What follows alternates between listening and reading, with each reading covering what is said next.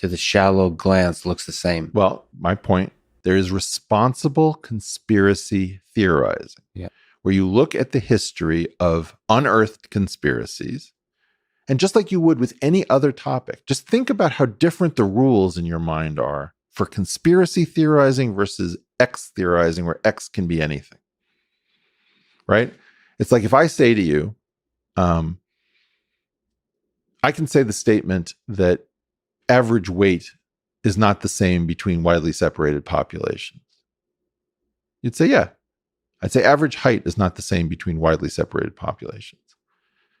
You'd say, yeah. Then I say, in fact, no continuous variable that shows variation should be expected to be identical between widely separated. Of course, Eric. Like IQ. Whoa, hold on. Right?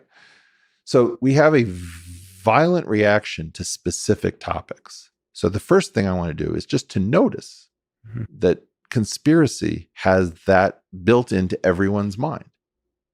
That's really important to state. Yeah, it's very interesting that. And as a prerequisite, as you're saying, that would be the first step if you wanted to pull off a conspiracy in a competent way. You would have to first convince the world of that. I just watched the film 1971 about my favorite conspiracy of all time. I highly recommend it. 1971?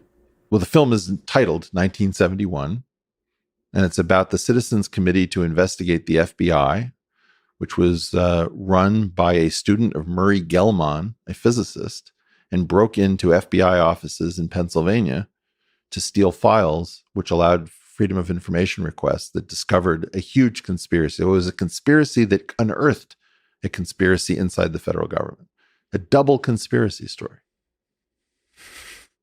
which launched multiple conspiracies. I think that the problem with modern Americans is that they are so timid that they don't even learn about the history of conspiracies that we have absolutely proven.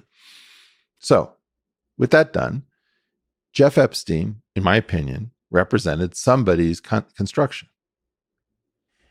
I don't kind of think scary to think about. Yeah. Well, what part of the story isn't scary? I, in part, did something which I imagine may get me destroyed because I was more worried about being destroyed by somebody else I had a conversation with around Jeff Epstein.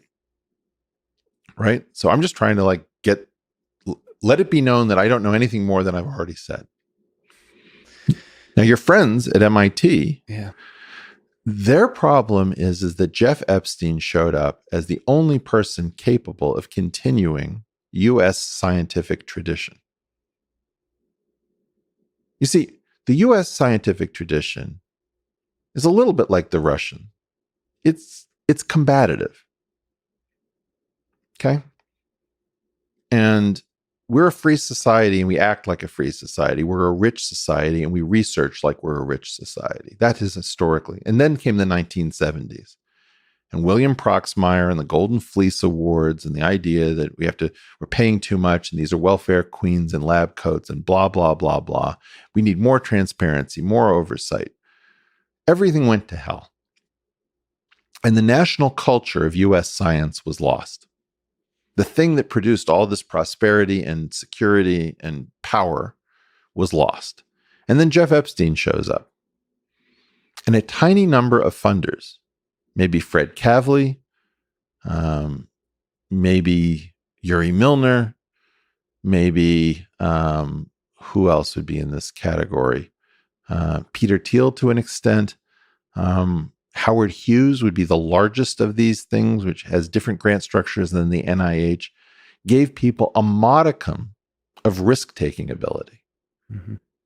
Okay, well, when Jeff Epstein showed up, everybody wanted to take risk in science. And suddenly a charismatic billionaire says, hey, I can make that work for you. Here's $100,000. Go research something crazy. Mm-hmm.